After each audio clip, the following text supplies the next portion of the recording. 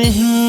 វិសេងវិសាលអស្ចារ្យកូនចៅប្រជាខែមរាបួងសួងទេវតាហត្ថថាអញ្ជលីសង្វយធូបទៀនថ្វាយដួងវិញ្ញាណ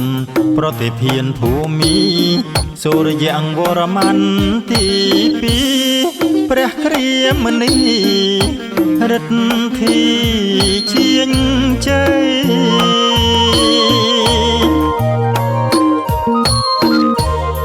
ចោមខ្សាត់ឆ្នើមផ្ដាំសាងប្រាងថ្មទ្រង់ព្រាំងបញ្ញាញាណល្អកែនរៀងនីងក៏ខ្មៅសគ្រប់វ័យ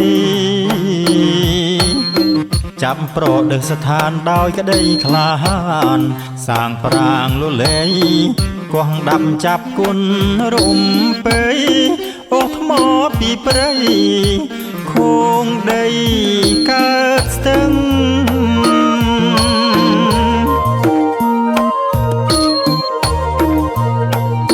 ក្នុងឆ្នាំ1113ព្រះសូរយវរ្ម័នស្រីត្រាស់ហៅមន្ត្រីប្រុសស្រីជញ្ជឹងរឿងរោពេលលាគិតគូកណនី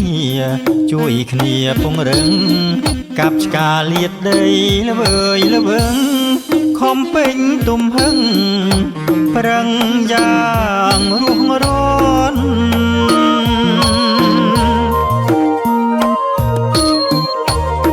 សាងនៅយ៉ាងសោធាំងរាំងបងរាំងកំឡុង30,000នាក់ដំរីទុំមាំងជាង6,000រួមគ្នាព្រួតដៃទាំងយប់ទាំងថ្ងៃវិញចៃគ្នាខ្នន់សន្ធឹកគោក្រឹកលឺលន់ប្រាងលិចសោភ័ណ្ឌអង្គនន់ពណនី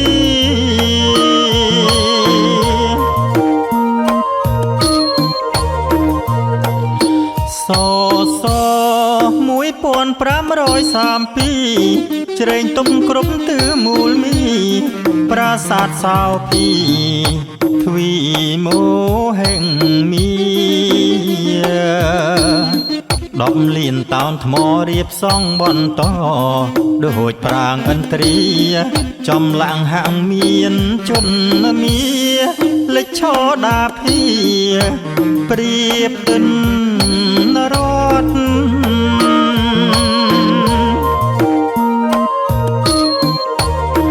កំពស់ចុងដើម65 ម៉ែត្រអៃដោអាកាសត្រសែតត្រដឹមត្រដែតប្រាងនគរវត្តដឹកនាំកសាងសំអិតសំអាងយ៉ាងជាងស្ទៀងស្ទាត់រឹងមាំគូអាចឆាវត្តមានគូទឹកពតទុកគ្រឹះប្រាសាទ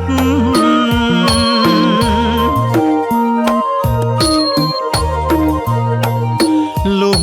ដល់ឆ្នាំ1150បញ្ចប់ការស្ថាបនា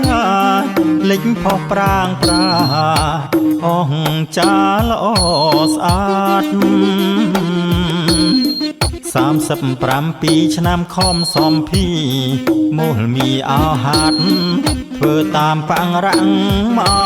បាត់អង្គសត្វព្រះបាទសូរយងវរ្ម័ន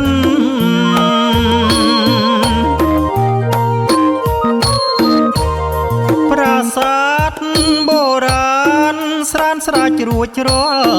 បានคล้ายទៅជាបន្តសមិទ្ធផលជាតិខ្មែរជាងស្បានពីងភពលោកាសរសើរអង្គចាប្រាំងប្រាលាវ័នខ្លាចជាបៃតេងកាំងភ័ណ្ឌល្បីល្បាញលឺលាន់រាប់ពាន់ម៉ឺនយោ